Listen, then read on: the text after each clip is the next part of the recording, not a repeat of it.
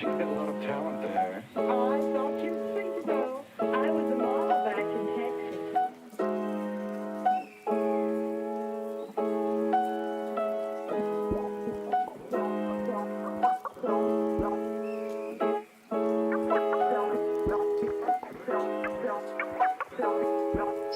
Here we go.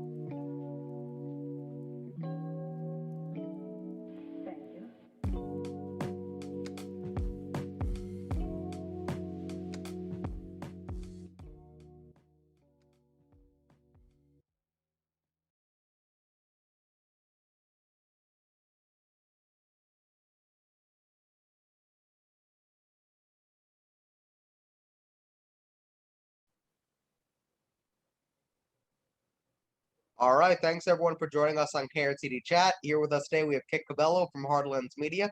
Thanks for joining us, Kit. Hey, it's a real pleasure to be on KRTD Media. I mean, you guys are awesome. Keep on speaking truth to power. Indy Left, who's done a fantastic job with our Discord page, has really spoken highly about you. I know we were part of your U.S. Solutions Summit. And, I just wanted to repeat something to everyone that's watching right here, right now. It is, in my opinion, we need more people like yourselves nationwide. This has to be a nationwide movement of people supporting independent media, being podcasters, speaking truth to power, and standing up against a neoliberal narrative. And I think we need more people to do this. And while it might seem like a heavy task to ask, this is something that's needed because right now corporate media has been lying to us for years. And it's about time we have more people like yourself speaking truth to power. And it's a real pleasure to be on your show. Keep on taking names, keep on pushing forward, and never back down. So let's have fun today. Great. So I want to first talk about our new KRTD's new program. Everybody might have seen we've been running some Joe Firestone's clips. So we're going to start expanding that. So starting tomorrow, we're going to be running some Hardlens media clip, and we're going to be running them about every other day around 12 p.m. Eastern, 11 p.m. Chicago time for those of you Hardlens audience people. And this is part of our new program to kind of reach into the archives and let's bring back some stuff that might still be relevant today. Well, you know what? Like, here's the thing. What a lot of people need to remember is like Hardlens Media, we started off in the streets. We started interviewing activists, community organizers, protesters, politicians, and we also covered a lot of big events too. And see, the thing is, the YouTube algorithm likes to suppress free speech. We're seeing what's happening to the Mi Casa Su Casa network. We saw what happened to Hardlens not only in March of 2020, but even in March of 2021. So hashtag beware of the Ides of March. We've seen what happening to your network. We're seeing what's happening to Matt Orfala, Jimmy Dore, Graham Elwood, Lee Camp, Ron Placone. I mean, I could keep on naming so many people who are being hit by this blind algorithm. And see, the thing is, we have a lot of content that goes so back and that's still relevant now that there's a lot of people that may not know that we've covered a lot of huge events that demand attention again. And I'm very glad to share some of this old school classic Hardlens Media stuff, videos that we've done. And here's hoping that the light is shine on our work again so that people can see that, hey, this stuff is still happening. And, these stories still need to be told. Of course. And just so you know, the first one we're going to put up is an interview that you did with Jimmy Dore in 2017, and that was at the People Summit, correct? Yes, that was a interesting, fun event. That was our first event where we got quote unquote legitimate press passes. And it was one of our first big interviews with none other than Chicago's very own Jimmy Dore. This is when there was still hope for a third party with Bernie Sanders leading it. So obviously a lot has changed since 2017, since now it's 2020. And I had about 9 or I think 10 minutes speaking to Jimmy Dore, but it was a real pleasure to speak to him. And the thing is, Jimmy Dore really helped inspire Daniel and I to really do this. He was the one who was saying that Russiagate, which it is nothing but BS, that, Julian Assange is a real hero, that Edward Snowden is a real hero, and that we need to stand up against a narrative. And that, let's face it, in 2017, people were still recovering from the debacle of 2016 and how Bernie Sanders, I'm going to call out Bernie Sanders, they stole the nomination from you. It's a fact. There's no debate about it. And you could check out that interview. It's a classic interview, and it was a real pleasure to talk to Jimmy Dore and actually have him on our show. Of course, and we have so many other clips, and we're gonna run them every other day for the next as long as we can, I guess. And again, starting with that one. Now, you had mentioned Julian Assange. I want to show you something here. I've learned a way to get people to answer questions that they don't want to answer, or people who will normally ignore you, is to use a super chat. Because when you pay somebody, maybe they'll answer you. Sometimes. Yeah. So here we go. You're familiar with David Pakman, right? I want to show you. I asked him about Julian Assange. Oh boy. Right. Let's take a The- look. Here's shitlib r us today with let me Hold unmute it. corporate Dems as accountable as Republicans. Make sure you can hear it. Which one is Is it? that the right clip? I think it's this one. Should be the second one. Joe Biden is a neoliberal. No, it's the Oh, that's last the wrong one. one. Why do I always think it's the second one? There we KRTD, go. hold corporate Dems as accountable as Republicans. No, it's the third. No, Dude, sorry. come on, slides. What is wrong with you? We are live, folks. Why are you afraid to support Assange? I really don't think about Julian Assange. Yeah, just doesn't think about Julian Assange, which, I mean, that's part of the problem, that people aren't thinking about him because no one's covering him, and the people who are covering him are probably covering him terribly. I mean, I know there was that old, Crystal clip, stuff like that was brought up, and, I mean, plenty of mistakes as far as that. But, like, look, he's the biggest, part of that case came out saying he was, like, lying. And he's still in jail. Doesn't follow the story. No, of course not. That's why. That's why he doesn't think about him. It's too hard. He'd have to read something, He'd have to do research. He says, I quote him here. He says, "I don't really look at anything that anybody else says, so I can give you my opinions." Okay. Yeah, I mean, he pays someone to make sure his opinions are the right ones. He just uses theirs. So, okay, what do you think about that clip? Well, with David Pakman, look, I don't know what it's going to take for, I guess, all of us YouTube commentators, political pundits or journalists or independent journalists to really, come together. But let's face it, if Julian Assange, if the Biden administration is successful with extraditing Julian Assange to the United States, well, I don't care how you align politically. The debate is over. Free speech is over. And Yep. YouTube algorithm will clamp down on all of us. It doesn't care. We've seen it firsthand how there were a lot of people who, after January 6th, were saying, oh, well, they're in support of seeing Trump supporters being banned or Donald Trump being banned. When that happens, you create a bigger problem. You're creating more and more echo chambers. And what Julian Assange did as a journalist, as a publisher, was publish information for the public, the world, to see. He did not hack. And I'm going to say this again, too, because on YouTube, you got to be careful, because Julian Assange, saying his name, is a trigger word. It's like akin to a swear word. It's akin to profanity. It's akin to something horrifying. But this is a man's name. This is a human being, a man that's behind bars for a crime he did not commit. Mind you, the key witness that the United States is using has admitted that he has lied. I'm going to say that again.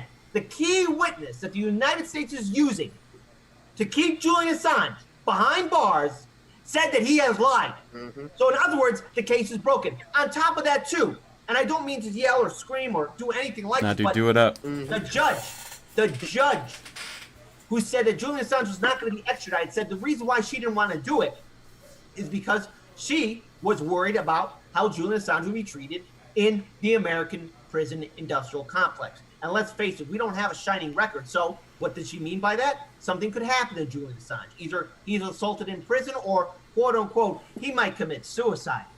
Yeah, or Right. he might not clean his cat's litter box for a little bit.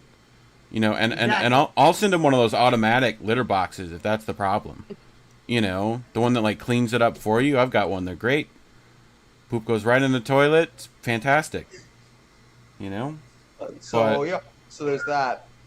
I mean, this is on so many issues, not just Julian Assange. Like, how many times can you put Syria in the title, Kit? Like, almost none, right? And Never. if you do, you've got to like cover it up or give it some fancy, you got to use that leet speak, that we all learned back in the day. Like, but if Rachel Maddow's show talks about it, hers gets how many views just by being pumped to every boomer that managed to find the YouTube website on their computer.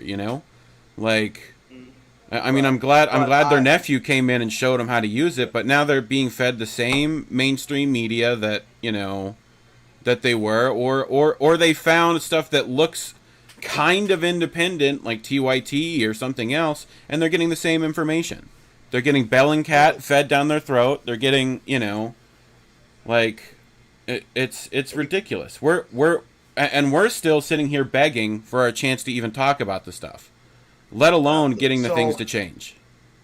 In regards to that, I want to ask you about a statement you made, Kit, at the U.S. Solutions Summit. I don't know if you could clarify it a little bit better for me. It's not a bad statement, not an attack, but you had said you agree with Jimmy Dore on Force the Vote, and you agreed with Cenk Uygur on Fight. I think it's Fight for 15. So Force the Vote for 15. I believe it was Force the Vote for 15 or Fight for 15, something like that. Yeah, something like that. Force the Vote for 15. Yeah. What would you like me to clarify? So you said you didn't know, you agree with Cenk, but you didn't know what was the plan after that. What did you mean? Okay. What would be your plan if that actually succeeded after that? Let me clarify. So right now we're seeing Chuck Schumer use his own Force the Vote to hold his fellow senator colleagues. Yep. I agreed with Jimmy Dore with Force the Vote for Medicare for All because it would shine a light on those heartless politicians who would not give us Medicare for All. Now, let's say Cenk Uygur's Force the Vote for 15 was successful. Let's say, or either that it didn't happen. It would shine the light on these politicians, in the Senate and House, who would not fight for a minimum wage, Democrat and Republican, whoever they are. It would shine a light because then that way, same thing with Force the Vote for Medicare for All, same thing with Force the Vote for 15. It would shine a light on the hypocritical politicians who would not help out the American people, especially how much we suffered throughout 2020. Now, the thing is, with Jimmy Dore's Force the Vote, the reason why it was good and why there was a plan afterwards is like, okay, the progressives in the House and Senate, those 15 congressmen and women on Force the Vote petition, well, they're not going to fight for Medicare for all. They're not going to do it. And so that means we have to look at something beyond the two-party system, and it shined a light on just how incompetent all of our congressional and Senate leaders are. And none of them showed up for the Force the Vote Medicare for All town hall. Now, with Cenk Uygur's plan, the thing is, what I was wondering, or what I was thinking is, okay, great, Cenk, you're talking about Force the Vote for 15. Okay, awesome. What is your plan after? Are you going to call out these politicians, which he never did, or he's trying to again, if we look at some of his tweets, he's trying to quote unquote say like, hey, politicians, Democrat progressives, you got to be tough, but he's not doing it. He's not doing the initial pushback or pushing back harder like how Jimmy Dore is. So what I was wondering is, okay, Cenk, what's your next plan? And it's quite clear he didn't have one. Or either that he was trying to talk tough and never had one. Now, his plan for Force the Vote for 15 sounds good on paper, but if he's not going to do anything else, well then, okay, dude, what's your next plan? Because obviously you're wasting my time and everyone else's time with your own Force the Vote. Whereas with Jimmy Dore's Force the Vote, it had teeth to it. He just wants to keep his powder really dry. Yeah, I think that's the second time he lost. I think he lost his audience in two droves. I think the first drove was after they didn't support Force the Vote, and I think the second drove was after they failed. It's been in decline since the 2016 two major times they lost their audience. Yeah, I mean, I also want to clarify something too. With Force the Vote. I mean, it's a legitimate tactic. It's not Jimmy Dore's tactic, and it's not Cenk Uygur's tactic. It's there for our politicians and our activists to use and enforce. And I mean, Jimmy said he got it out of DSA's handbook, right? Yeah, exactly. Yeah. It's not Jimmy Dore's idea. It's not Cenk Uygur's idea. DSA, that's their tactic. Force the Vote. They're not using it. Jimmy Dore used it. Cenk Uygur tried to do something similar, but failed miserably at it. Well, I think if you're talking about using Force the Vote, okay, I'm curious to see how it plays out. Same thing with Chuck Schumer. I wonder how that will play out with Chuck Schumer. With his, right. Then were you familiar with Replace Pelosi? That came out around the same time as Force the Vote. What are your thoughts on the Replace Pelosi movement idea?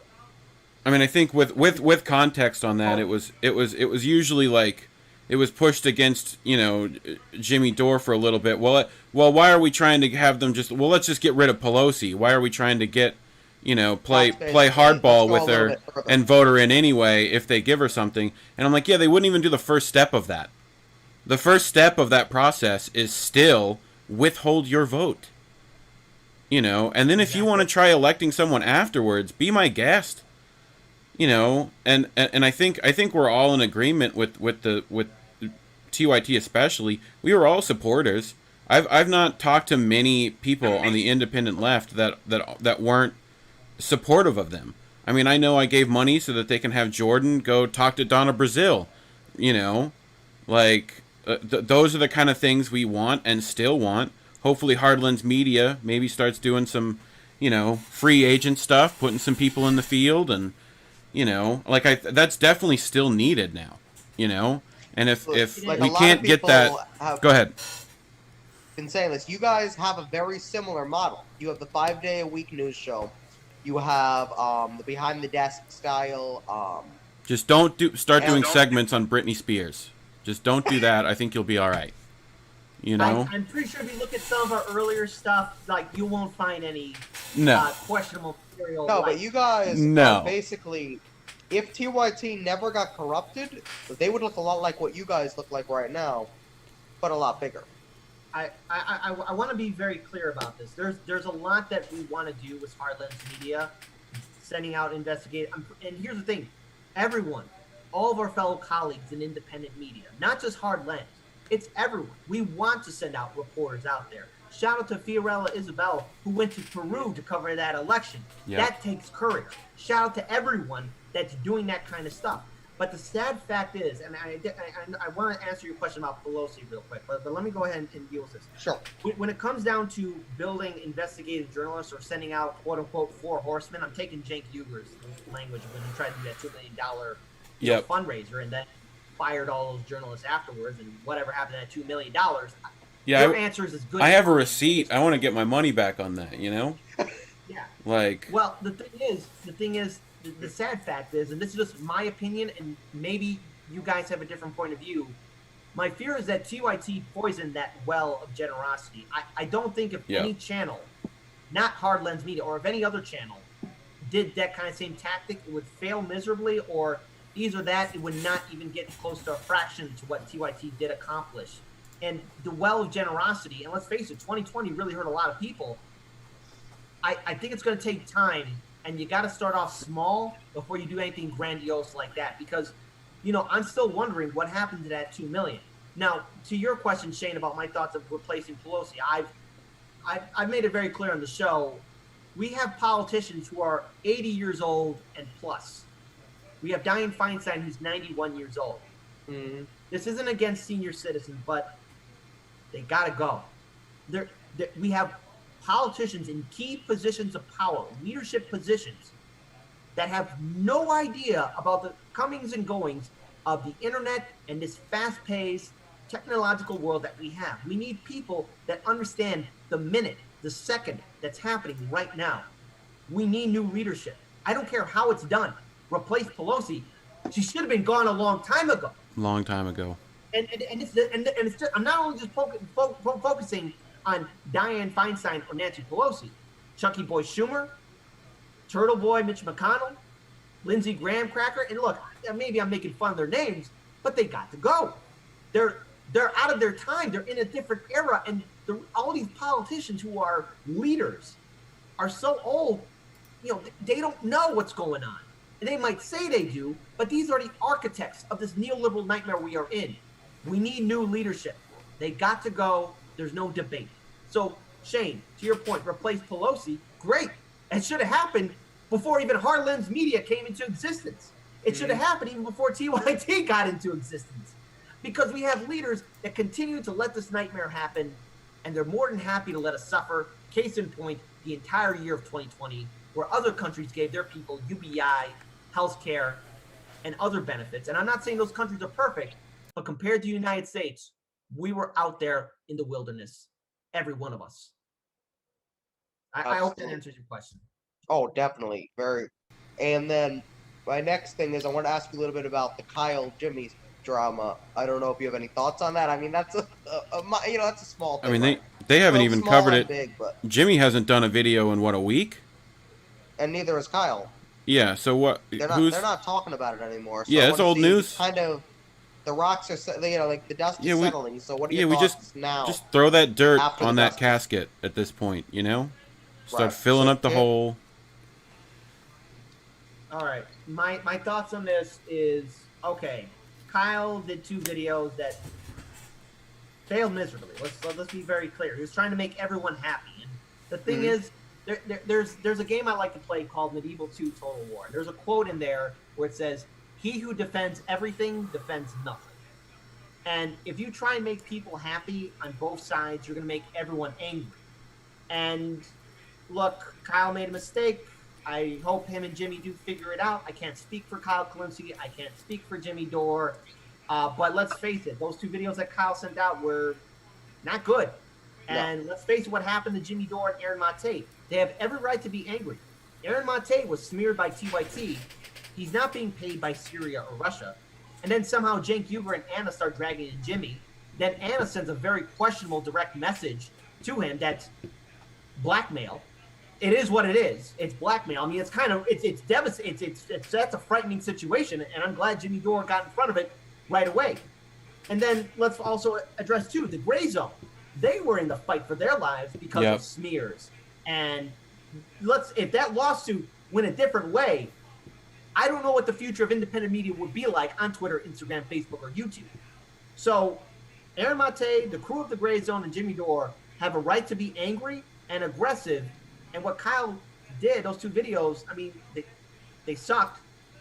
But I do hope, maybe, I hope, but hope in one hand, crap in the other, see which one fills up first. Maybe eventually there is some kind of peace. I don't know. I don't know what that looks like. But Jimmy has every right to defend himself. Aaron Mate has every right to defend himself. The Gray Zone has every right to defend himself because we're dealing with a massive wave of censorship. And TYT and Kyle's, kind of closed-mindedness to this is not good. Well, and from what I've seen, Jimmy's been on the defense pretty much from the start of this, and the only pushback he's gotten is that he's a hard counterpuncher.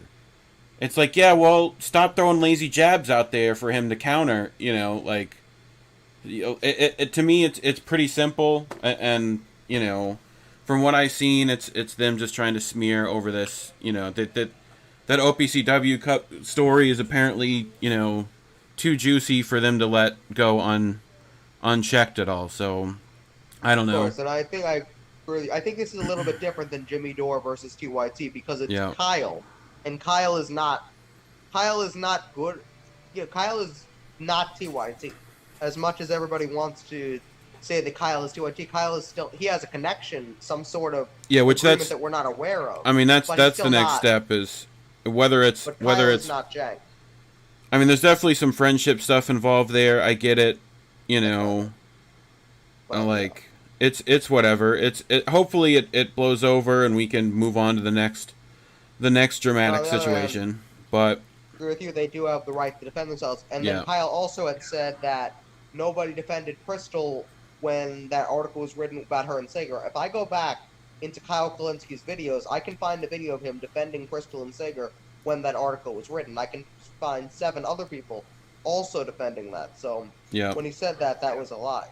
I also want to say something else here too. Look, if there's one principle that I believe in, look here, there's a couple. I believe in third parties. I believe we should have direct democracy. I personally believe we should have a parliamentary system where we have multiple different political parties. That's including Greens, Socialist Alternative, Libertarians. Yeah, I'm going to bring them in here too because they're a third party. Democrats and Republicans, because why not? Why not bring them in? Got to be consistent. And every other political party, so we actually have a true direct democracy. We should have ranked choice voting. But another principle I believe in is free speech. After January 6th, there were a lot of channels hit. A lot of channels hit. A lot of channels that have been smeared and censored. I'm against that. Because when you start smearing and censoring people, deplatforming people, demonetizing people, going after people's livelihoods, you are brutalizing the First Amendment. I believe in the First Amendment. And yes, there are people that abuse free speech. There are conspiracy theorists. There is hate speech out there. There is intolerance. In my opinion alone, not on facts or whatever, if people want to challenge it, fine. My opinion, I believe that the world is filled with good people. What beats hate speech is compassion. More speech. Yeah. Conspiracy speech is intelligent speech. We cannot put people in echo chambers because you will make the problem worse. There's a reason why we got Donald Trump in the first place. not because he woke up one day and said, I'm going to run for president. The neoliberal system created Trump, and Trump took advantage of everything. Trump didn't get rid of habeas corpus. Trump didn't build those cages south of the border. Trump didn't support this military-industrial complex. But that guy, when he got elected, he saw this. He saw all of it there. And of course, he's going to put an ugly face on it. And now that Biden's in office, you got that neoliberal mask on again. Everything's fine. Everyone's at brunch. But there's a problem with it because after Obama, we got Trump. I dread to think what will come after Biden. Either Donald Trump or somebody worse and more competent than him. And with this censorship wave that we're seeing, you know, it's not going to solve anything. Calling for censorship, you're also calling for censorship on yourself. Well, and that speech is usually one of the only ways we have to like interact with our political system and get meaningful change, right? You know, the less you're able to do that in a peaceful way, the more direct action that isn't peaceful, it looks like the option for people, right? You know, and while I don't want that to happen, you know, we're already seeing, you know, that's what you saw at 1-6, right? You know, is people feeling like the system isn't working for them and that they're not able to change it unless they walk into the room and, you know, like, you know, and be face to face with people, right? You know, there's that, I'm trying to remember, there's that story Jimmy talks about where I think it's Nixon and whatever, where the, you know, people are trying to get through the buses, right? And, you know, they're afraid of that. And like, well, now let's make sure that these people get policy so they don't do that, right? You know, I have this quote that I love to misquote, right? It's Malcolm. I think my misquote just sounds better in my head. You know, I like it better, but it was in reference to King, right? And it goes something along the lines of, you know, the shepherd doesn't accept the sheepdog if the wolf doesn't exist, right? You know, if there's not, this is why third parties are having trouble. It's why Justice Democrats had a problem. There's no threat. There's no threat there for people to listen. So it's all great if they talk a good game when they get there, but they don't have anything to back it up. They don't have any, you know, there's no punches they can throw because what are they going to do? They're still part of the Democratic Party. Your people are still going to vote with the guy with the D on their name. And, you know, the reason why the Tea Party did so well is because they had the Tea Party. They had people getting elected under that name, right? You know, and then they snuck into the Republican Party and tried to change it, right? It's all bark, no bite in that regard. So, I don't know. I hope we start getting that ability to move the left to the actual left, but it's not looking likely. Here's another thing. A lot of people think that the thing with AOC is new where they don't fight, but we saw this before a couple years back with Elizabeth Warren, right before we saw it with AOC. We saw Elizabeth Warren fight when she was a professor, get the CFPB, get into Senate, and then do nothing for about 6 years, and then ride that. Like, you know, I did that thing 8 years ago, doesn't everybody remember? Kit, what do you think actually changes them? Do you think it's just because they're worried about getting elected? Or do you think, you know, something happens once they get up those Congress steps, right, that they just decide to ignore what they knew when they got there, you know?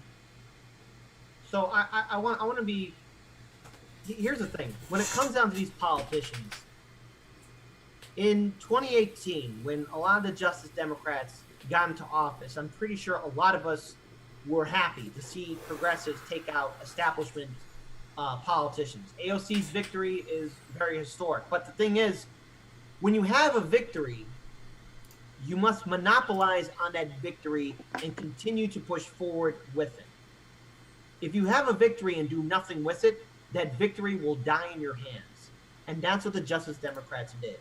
They didn't do anything else. They didn't use their Trump card. They didn't, you know, let's face it, it's a Trump card. They didn't use the Trump card, and that is their voter turnout, the people, their large social media following. The reason why the Tea Party was so successful is because when they got into office, they made a promise to give their Republican establishment colleagues.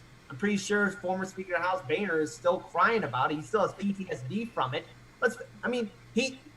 we did a video a while back on Case Study QB found a video of it, and we talked about it on the show where he was like, "Oh my God, it was hard to deal with these guys.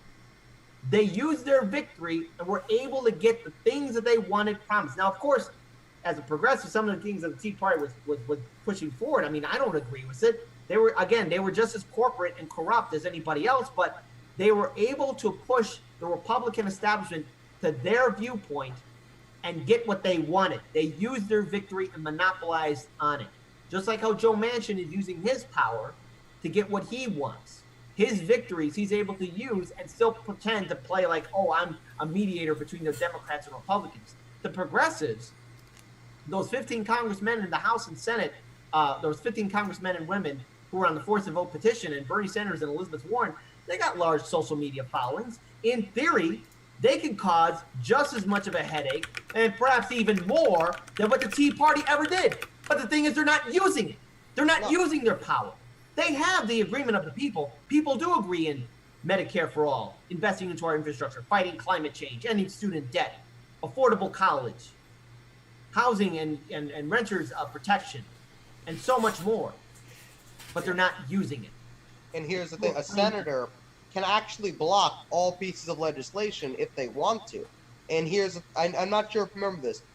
A lot of times you can tell when something is a show. Warren had her little wealth tax bill that came up. And I don't know if you remember, Chuck Schumer said something, not necessarily directed to her, but hey, I want you to have a Republican to support all the legislation that you guys bring forward. He said this to the Democrats in the Senate.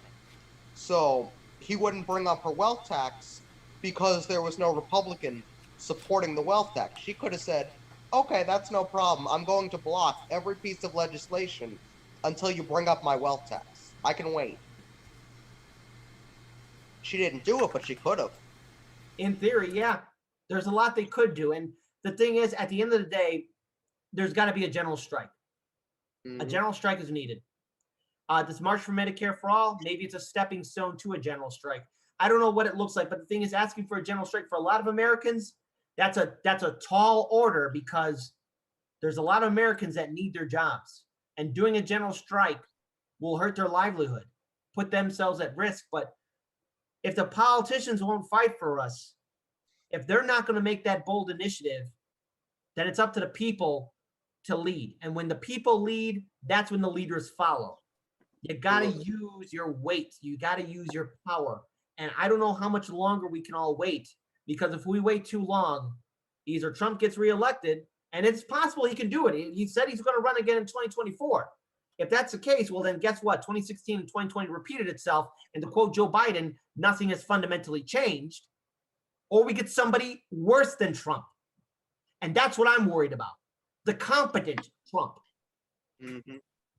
Absolutely. The other thing I wanted to get into a little bit is the Green Party. So the Green Party put up Howie Hawkins in the last election.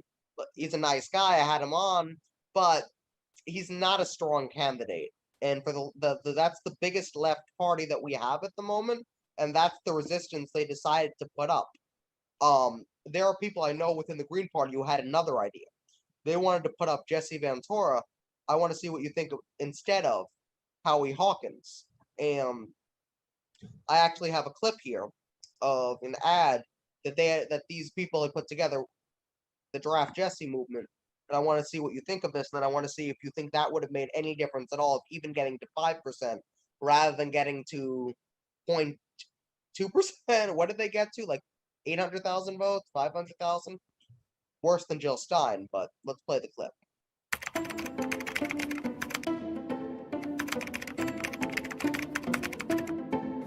And I'll tell you something else, honestly. Before I put my butt on the line, this country better show me it's worth it.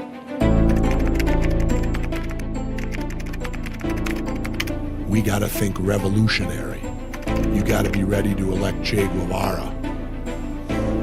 Because I will change things if I won. We need a single-payer, government-run health care. It's a human right. If you're sick, you should be able to go to the doctor. If we weren't spending all our money on these wars, we could have health care 3 times over. Health should not be for profit. I would start a war on the climate and a war on pollution. I'm watching the oceans die before my very eyes. I got news for you, ladies and gentlemen. If the oceans die, we die. If we guarantee we get out of wars, the result will be free college. The state of our country today, we're in a mess. And who is to blame? The Democrats and the Republicans. They have been in charge for my entire life. Stop voting for Democrats and Republicans. We must, this election, elect an independent. Will you agree we're polarized? The worst we've been probably since the Civil War, I would imagine. If you elect Trump or Biden, the polarization continues and nothing changes. There's always that patriotic voice saying to me, if not you, then who? If they got the frickin' guts to let me in a debate, I'll come in and destroy their two candidates and steal the election in November, just like I did in Minnesota. Ventura being declared the winner. First he was Jesse the Body Ventura, then he was Jesse the Mind, and now he's Jesse the Governor. If I were to get in this race, my message would be simple. We need an independent right now, because if Biden gets elected or Trump gets reelected, the polarization is going to continue and it's going to get worse. Okay, so My opinion. All right. yes. All this is good. Now, Jesse Ventura, here's the thing. If you're going to be trying to run for office as a third party candidate, whether it's Jesse Ventura or somebody else, part of the Green Party or Boom for People's Party or Socialist Alternative or anything else or independent, not affiliate. Let's take, for example, an independent. You got to start laying the groundwork now. You got to start doing it now. You can't do it of the year. You got to start doing it now. Now, the thing is, Jesse Ventura, he is correct. Unfortunately, there was a lot of things that happened that derailed that movement. He couldn't do it. And here's the thing. Jesse Ventura, I'm pretty sure he wants to see more people step up. And that means running at local level, state level, federal level, whether you are Green, Moving for People's Party, Socialist Alternative, non-affiliate, or even Libertarian. I'll throw them in there too. I want to be consistent for third parties. You got to start doing it now. Now is the time. You can't dilly-dally. You can't think about it. If you believe in this, you got to fight. You got to be aggressive. And yes, corporate media and the two-party neoliberal establishment system, Democrat and Republican, will smear you. Guess what? They already hate you. So if they hate you, you know where you stand with them. So you tell them to fuck off. But you got to do it now. So whoever this third-party candidate will be, whoever they are, he or she, it doesn't matter at this point. You got to start your groundwork now, and it will be an uphill climb. Now, again, here's the thing. Thanks to corporate media, they made it very clear that they're not going to have third-party candidates to be on the debate stage. The only way a third-party candidate or candidates will be on the debate stage is if they get 15% within like polling. And they have to get on there. They have to get on the debate stage then. That's when it happens. But if you're a third-party candidate, you got to be bold and you got to go on independent media. You got to use social media. Go on KRTD media. Go on Nico House show. Jimmy Dole show. I did a third party debate. Yeah. I did the third party. Yeah, absolutely. I had on every independent candidate, even some of the more moderate ones, during the last election cycle, except for like 3 who couldn't come on because we're getting closer to November. But we made sure to have all of them. We at Hardlens Media, we tried to do a debate with all the third-party candidates. The only one who responded was Mark Charles. The other ones were saying they were holding out to be on the main stage with Biden and Trump, which, again, that's not going to happen. Howie Hawkins, and I forget who the Libertarian candidate was, they're not going to let you on the debate stage. What? Go on Joe Rogan's show. Go on Jimmy Dore's show. Go on Nick Camp's show. Go on Nico House's show. Come on Hardlens Media. Come on KRTD Media. Independent candidates. Absolutely. You got to use social media. I want to wrap this up. I have one more topic. Yeah.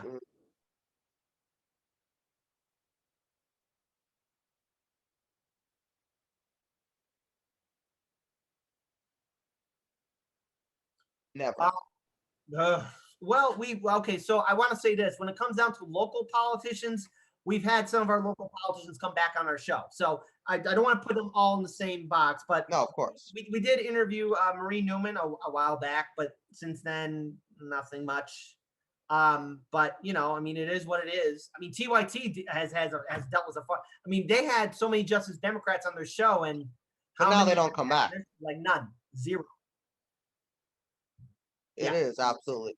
But the last thing I wanted to get into with you is now that TYT is kind of falling apart. There are a couple of things that they created that I want to ask you about. The specific thing I want to ask you about is Wolfpack in particular. What are your thoughts on Wolfpack now that? Because what are your thoughts on Wolfpack? Because that is not necessarily TYT. That's a bunch of activists individually who are doing something there. So I want to see what you think about Wolfpack. You hit the heart. You hit the heart. Yeah. So, look, I have a soft spot for Wolfpack because I believe in its message, getting money out of politics. Mm-hmm. Whether that organization fully succeeds in getting the amount of states on board to call for an Article 5 convention has yet to be seen, because I've been hearing reports and stories about how Common Cause is going after all the states where they succeeded, my state included. In 1 year, Wolfpack Illinois got it done. I was part of that team. Myself and 25 other activists got the Illinois State Senate and House. And you need a supermajority in Illinois state laws to get something like that passed in the House and Senate. We got Michael Madigan.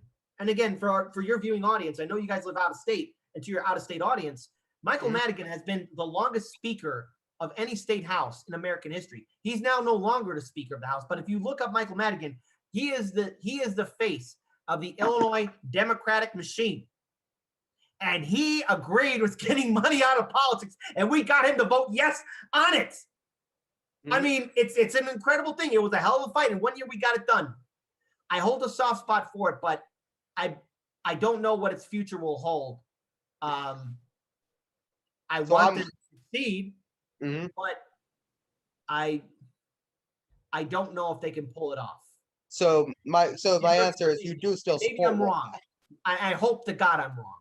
Oh, absolutely. So yeah, we've had Mike Minette on like twice, and they do great work over there.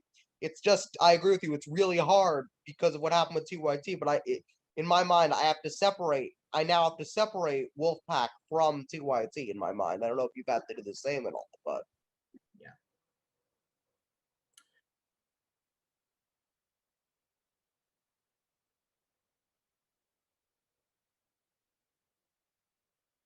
But yeah. Nice. And I want to give a shout out to Roar Media. Some of the Roar Media hosts are in the chat. The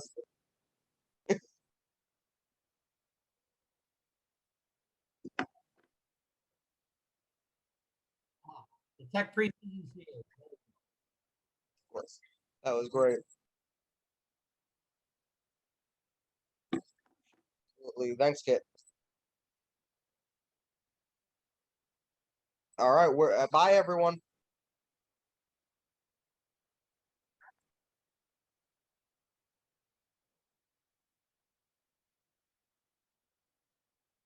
Oh, hold on. Let me give a shout out to Calamity for being our moderator today. Thanks, Calamity.